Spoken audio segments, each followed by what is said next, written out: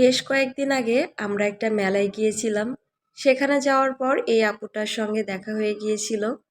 এই আপুটা অনেক ভালো। তিনি আমাদের সঙ্গে বেশ অনেক সময় ধরেই গল্প করছিল। মনে হচ্ছিল যেন আমার কত দিনের চেনা। তো যাই হোক, ওনার সঙ্গে গল্প করে আমরা অন্যদিকে চলে যাই। এখানে অনেক দোকান ছিল। তো আমার নেওয়ার মতো কোনো কিছুই ছিল না। আমার আসলে ভালো লাগছিল না। মানে মেলায় যেয়ে আমার তেমন একটা কোনো কিছু কিনতে ইচ্ছা করে না। তো ওই দিক থেকে আমরা আবার চলে আসি এইদিকে। যদিও বাহিরের কোনো কিছু খাওয়া ঠিক না, তারপরেও মেলায় গেলে জিলাপি খেতে একটু ভালোই লাগে। গরম গরম জিলাপি। এটা স্বাস্থ্যের জন্য অনেক খারাপ জানি, তারপরেও খেতে ইচ্ছা করে।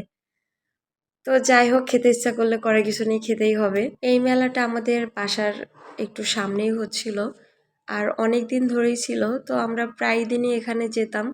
প্রায় ৫-৬ দিন আমরা এখানে গিয়েছি। তো এই ভিডিওটা আসলে একদিনে করা নয়, প্রতিদিন একটু একটু করে ক্লিপ নিয়ে তারপরে এই ভিডিওটা করা। আমরা সন্ধ্যাবেলায় যেতাম। সন্ধ্যাবেলা অনেক লোকজন থাকতো, কিন্তু সন্ধ্যাবেলায় যেয়ে আমি কোনো ভিডিও নিতাম না। অনেক লোকের মধ্যে আসলে আমার কেমন কেমন লাগতো। তো এই ভিডিওগুলো আমি যখন নিতাম, সবাই যখন মেলা থেকে চলে যেত, মানে রাত ৯টা ৯:৩০ পরে, তো ওই টাইমে একদম ফাঁকা হয়ে যেত, বেশি একটা লোক থাকতো না। ওই সময় আমি একটু একটু করে ভিডিও নিতাম। তো মোটামুটি মেলায় যেতে ভালোই লাগতো। প্রতিদিন বাসায় না থেকে একটু খোলা হাওয়াতে ঘুরতাম, এটাই অনেক ভালো লাগতো। আর এই যে দোকানে এত এত খেলনা, কিন্তু আমি কার জন্য নিয়ে যাব? মানে আমার বাসায় তেমন কেউ নেই যে আর জন্য আমি এই খেলনাগুলো নিব। তাই আমি আর কোনো কিছুই কেনাকাটা করতাম না, শুধু যেয়ে ঘুরে ঘুরে চলে আসতাম।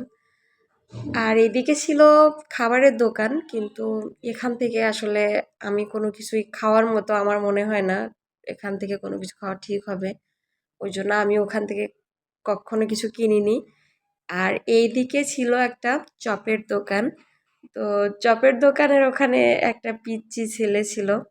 ওদের সাথে মানে ওর সাথে একটু মজা করছিলাম যে, তুমি যে এই চপগুলা আজকে এইভাবে ভিজে রাখছো, এখন লোকজন নাই, তো এই তোমার চপগুলা কে খাবে? তুমি কি আবার সবাইকে কালকে এই চপগুলা খাওয়াবা?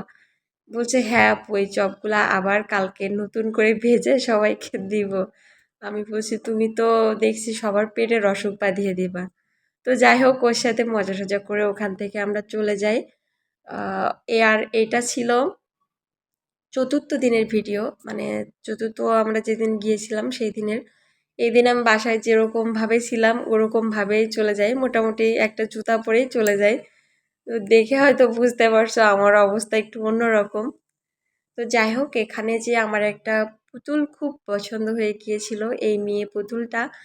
কিন্তু আমি আনিনি একটাই কারণে, আমার আশেপাশের ফ্ল্যাটের ভাবিরা আসলে একটু অন্যরকম। তারা আমাকে আবার একটু উল্টাপাল্টা বলতে পারে যে, তুমি কেন পুতুল নিয়ে আসছো এই বয়সে এসে?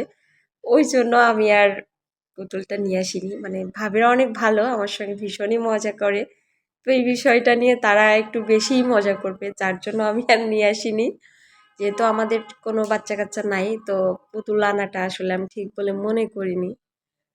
ওই দিক থেকে আমরা ভাবলাম যে না, আজকে একটু পুরোটা ঘুরে ঘুরে আমি ভিডিও করব। মানে এটা ছিল মূলত মেলার শেষ দিন। মেলার শেষ দিনে গিয়েছিলাম, তো বেশিরভাগ দোকানপাট সব চলে গিয়েছিল, অল্প কয়েকটা ছিল। ভাবলাম এই কয়টাই একটু ভিডিও করি। আজ একটু উল্টাপাল্টা ভয়েস দিয়েছি, কেউ কিছু মনে করো না প্লিজ।